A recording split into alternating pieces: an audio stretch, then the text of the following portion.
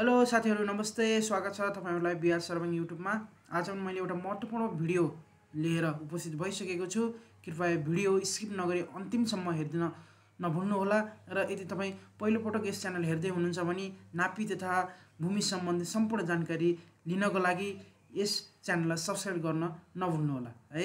आजको यस भिडियोमा मैले भूमिहीन दलित, भूमिहीन सुकुम्बासी र अव्यवस्थित बसोबासीहरुको लागि लगत प्रविष्ट नाल्सिस सफ्टवेयरमा भइसकेपछि अब निस्सा प्रिन्ट कसरी गर्ने त यसबारेको जानकारी दिन मैले यो भिडियो तयार पारेको छु र यो भिडियो विशेष गरी भूमिहीन दलित, भूमिहीन सुकुम्बासी र अव्यवस्थित बसोबासी सेवा केन्द्रसँग सम्बन्धित कर्मचारी साथीहरुको लागि निकै महत्त्वपूर्ण हुनेछ र आजको भिडियो सुरु गरौँ।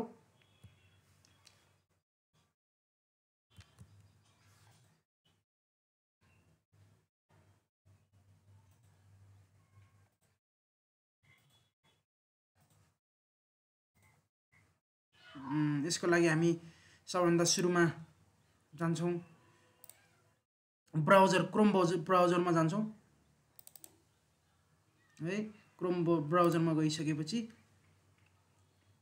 हामीले राष्ट्रिय भूमि आयोगको वेबसाइट हान्छौं nlc.gov.np है। यसरी वेबसाइट खुल्छ। राष्ट्रिय भूमि आयोगको आधिकारिक वेबसाइट हो यो। हामीले अब निस्सा प्रिन्ट गर्नको लागि हामीले नाल्सिस सफ्टवेयरमा जानुपर्ने हुन्छ है। यो राष्ट्रिय भूमि आयोगको आधिकारिक सफ्टवेयर हो।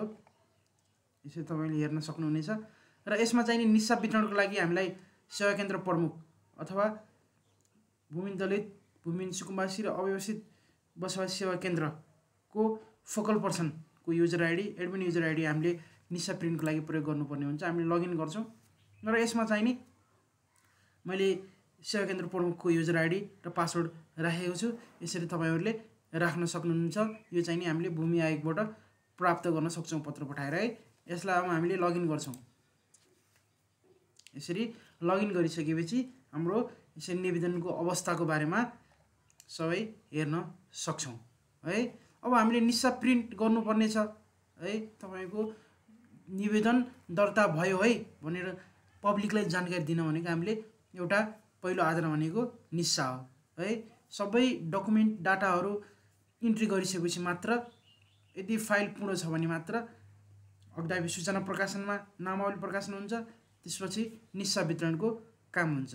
यसको लागि हामीले यहाँ डाटा व्यवस्थापनमा जान्छौं है। यसमा भूमिहीन दलित, भूमिहीन सुकुम्बासी, अव्यवस्थित बसोबासी अनि सट्टा भर्ना धेरै कुराहरु देख्छौं। यो सेवा केन्द्र प्रमुखले जिम्मेवारी अन्तर्गत पर्दछ।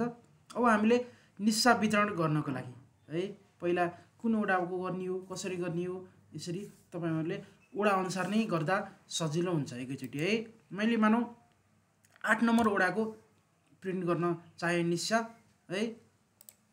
ल यसरी सरी यो सूचनाको लागि भयो। यो 8 नम्बरको भयो हैन। अनि तपाईहरुले यसरी भूमिहीन दलित, भूमिहीन सुकुम्बासी, अव्यवस्थित बसोबासी मध्ये डाइरेक्ट यहाँ पूर्वावलोकन भन्ने ठाउँमा जान सक्नुहुन्छ। हेर्नु त आँखाको चिन्ह जस्तो छ है।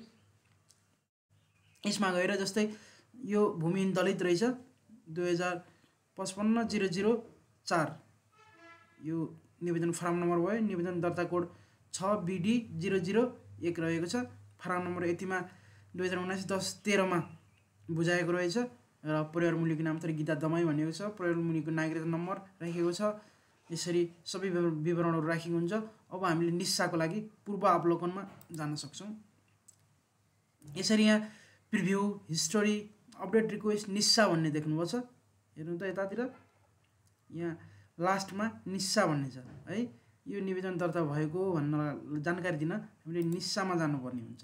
यसरी निस्सा भनिसकेपछि यहाँ अनुसूची 6 बमोजिम दफा 9 को दफा 3 को खण्ड घ प्रयोजनको लागि राष्ट्रिय भूमि आयोगले यसरी निवेदन दर्ता तथा नाप नक्साको निस्सा वितरण भनेर यसमा वडाको छाप राखेर हामीले सम्बन्धित जग्गाधनीलाई हस्तान्तरण गर्नुपर्ने हुन्छ है।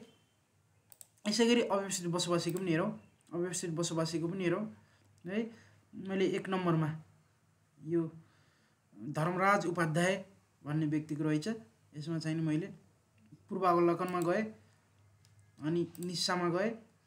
यसरी हामीले निस्सा प्रिन्ट गर्न सक्छौँ र डिजिटल प्रतिलिपि डाउनलोड गर्न यहाँ क्लिक गर्ने, एकैचोटि प्रिन्ट गर्नु छ भने यतापट्टि दायाँ साइडको गर्दा हुन्छ है। अब डिजिटल प्रतिलिपि डाउनलोड गर्नको लागि यसरी गर्ने, यहाँ डाउनलोड भइसकेको छ निस्सा।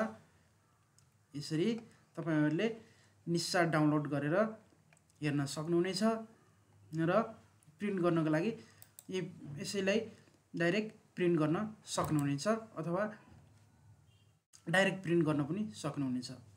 भिडियो अन्तिमसम्म हेरिदिनु भएकोमा धन्यवाद सम्पूर्णमा। कृपया मन परेमा लाइक, शेयर, कमेन्ट अनि सब्स्क्राइब गर्न नभुल्नुहोला। हस्, थ्यांक यू।